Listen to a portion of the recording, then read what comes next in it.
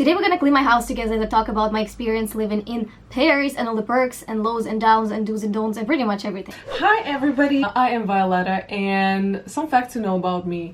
I live in Paris and I have for the past 10 years. I am currently unemployed and the job market really sucks. For the past several years of my life I worked in music industry, but I'm pretty much out of it because that's a whole different story. Let's just leave it for another time. And today I just want to talk about what life in Paris is really like, because we see so many, I would say particularly American creators on TikTok, YouTube and everywhere who are very much into exploring the European dream, and I cannot blame them. Europe is a pretty place, so is Paris. But I always ask myself, like, is it because they really love their life in France and it's like exponentially better compared to the life in the States? Or is it them just chasing the European dream and like trying to, I don't know, trying to be like Emily in Paris? Because sweetheart, as somebody who's lived in Paris for a while, it's anything but Emily in Paris. So I'm here to anglamorize, is that even a word? I'm not even sure. Anglamorize Parisian life, because my experience has been very, very different. So our main goal for today is to clean my amazing, beautiful, smallest, tiniest Parisian apartment, and this is what we're dealing with, pretty much everything, because you know, I don't really have an excuse. That's just how it is, and this is exactly what we're gonna do, because I'm just so done. When you've been unemployed for a while, you just get so freaking bored because you're doing the same things every single day. And as a social person, like I thrive when I'm around people. And people are busy, everybody's doing something, because most people I know have a job. So yeah, this is why today I decided, like, I'm actually gonna do every single thing I can in my apartment, because there are always tons of shit to do. And you just like, you know what, I don't feel like doing it, I'm just gonna go scroll on social media. Scam, they're trying to scam you. So today this is where I am. I'm gonna get my ass up and I'm gonna clean this whole shit. Let's do it together. So I love how I just keep sitting on a pile of stuff, because, well, I showed you the state of my room, so this is what we're sitting on, but it doesn't really matter because you're gonna clean this whole shit. So first thing I want to say, like, it's not my goal to tell everybody, like, don't come to Europe, don't come to Paris, it's the best place to stay. I think everybody's experience is very different and unique, and I do feel like different people are meant to live in different places in order for them to find happiness, wealth, abundance, whatever it is you're looking for. Maybe love. That's cute. But I know today at my core that Paris is not for me, because bitch, I've been here for 10 years, and how fucking come that I've been happy for those 10 years? This is not alright. And I've tried so many things. I've changed jobs. I've changed a lot of jobs. Girl, every single time I go on LinkedIn, it just blows my mind how many jobs I had. It's crazy. I'm not even that old to have all of those many jobs. But yeah, I'm a hard-working bitch. What can I say? I've changed apartments since I'm in Paris. And it's been a little less than 10 years. I've changed 10 apartments. I've changed friends. I did everything that I possibly could and then I had control over, and I'm still not happy. So does it mean that your experience is going to be exactly the same? No, absolutely not. And I really hope it's not. I really hope if you come to Paris you enjoy yourself. But it doesn't guarantee you happiness. Like, it's not because you come from a different place that Paris or Europe overall is going to be your paradise straight away. It might be, but it might not. And in my case, it kind of sucked. So yeah, maybe it's just like a prevention case.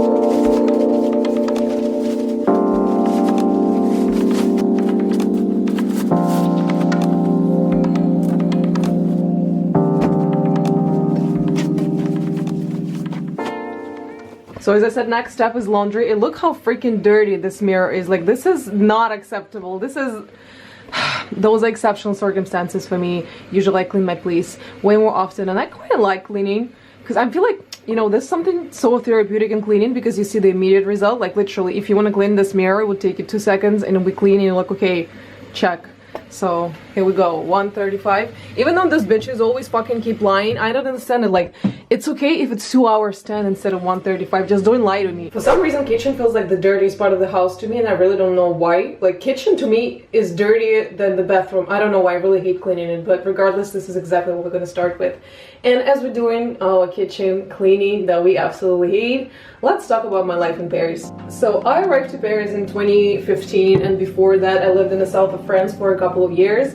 And I'd say south of France is a cute, first of all, south of France is really cute. If you heard anything about France, I'm pretty sure south of France, like everybody like so mad about it, and it is really freaking cute. But I live in a very small town called Perpignan, and as cute as it was, it's a university town, so it's nice, you know, there are still lots of students. It's still a freaking dead town, like there's nothing going on. And as I said, I'm a social person. It doesn't mean that I'm gonna be out drinking with people. I'm more into like doing some kind of activities. It could be going for a walk, right? The healthiest kind of exercise. It could be hiking.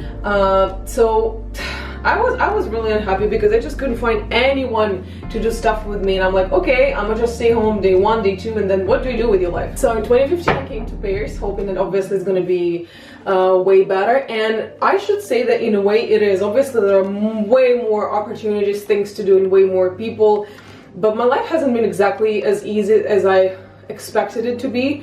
So I started my school, so I went to university in the south of France, and then in Paris I went to school, private school, and private schools in France, I'm not free, even though there are types of contracts that would allow you to work at the same time as you study, and the company would cover the expenses, which is really cute, and that's exactly what I did because I'm a smart motherfucking ass bitch. So I stayed like this for a couple of years, and I should say that I was surviving. Every month I would be surviving off like 1,100 euros, which is really nothing considering that Paris is still a very expensive city. And don't compare it to like New York and something else.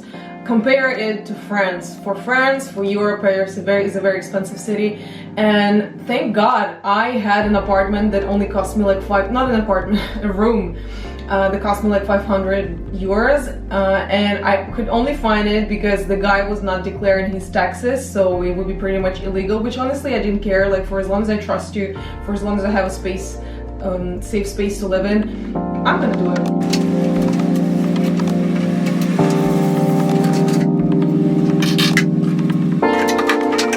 For some reason I feel like the setting looks kind of cute with all the books and the glass and candle.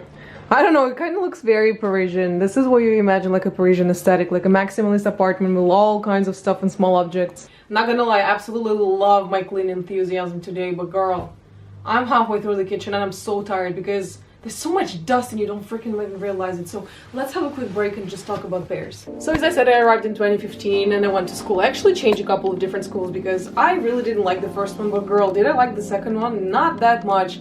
And if you ever come into France for high education, honestly, most of the time private schools are not worth it. There are a couple of them who are like exceptionally good, but the admission is obviously harder and the fees are going to be higher too.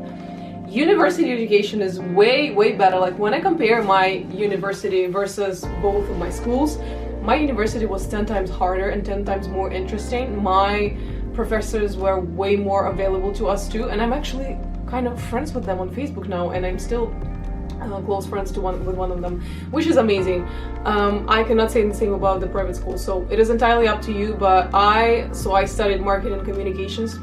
God fucking knows why, because it's literally fucking impossible to find any jobs in this field right now. But I just wanted to, this is not what I wanted to study, but I just knew that I needed something more generic because I was pretty much lost. I was still a young kid discovering the world, so I'm like, I'm just gonna go for somewhere like marketing. You can work anywhere. You can do any field later, you're still gonna more or less understand it. It's pretty much business, so that's nice. And so many things happened since. Like I finished, my back is really hurting, so I'll just try to sit in a way that makes me feel kind of comfortable but not killing my back. So many things happened since 2015. Like at the beginning when I was at a private school, this is obviously how I found my first friends. Like we'll all go to the same school, we'd all party together, and I still like those people, but I feel like we kind of fell apart because they all work in like for luxury companies just as I did at the beginning, and for at least a period of time I was more into like discovering the underground world. This is how I worked in music and in communications in the same area,